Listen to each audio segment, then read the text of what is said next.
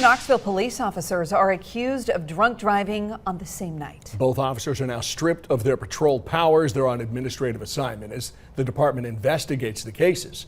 Officer Adam Parnell was arrested last night in Jefferson City while off duty. He's been with KPD since 2008. Well, John Morris was stopped for speeding last night in Pigeon Forge and arrested on charges of DUI. Another officer was also in the car with him but was released. Both of them were off duty at the time. We're hearing this from the new police chief, Paul Noel. 1 month into his job, here's a little bit of his statement. Quite frankly, I'm furious at a loss for words.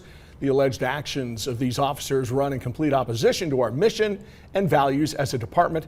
Effective immediately, we're suspending the police powers of both officers. And tonight, reaction is coming down from Mothers Against Drunk Driving. Well, they tell our Will-Puckett police are their first line of defense in protecting against drunk drivers. When it occurs in situations where people have taken a responsibility to protect and serve their community and yet are making the choice to bring potential harm to it, I'm disappointed. Alex Oddie is the national president of Mothers Against Drunk Driving. She is reacting to 2 Knoxville police officers jailed on the same night, both charged with driving under the influence. You know, this is something that we expect drunk driving to be prosecuted to the fullest extent of the law, and we expect people who make this deadly choice to be held accountable. Officer Adam Parnell and Officer John Morris are the 2 facing charges.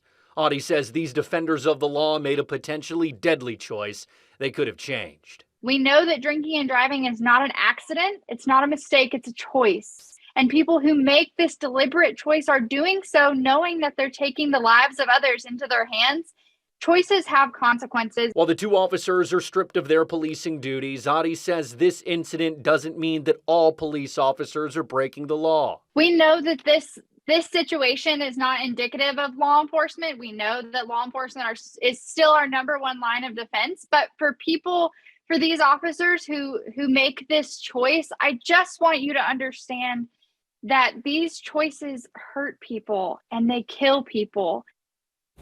All right, well, the officer who was released actually could have been arrested had he been riding in his own car. Yeah, that's right, Amanda. Tennessee law says if you knowingly let someone drive your vehicle under the influence, you can face DUI charges as well. However, that does not apply in this situation because, as the Pigeon Forge police tell us, Morris was driving his own truck last night.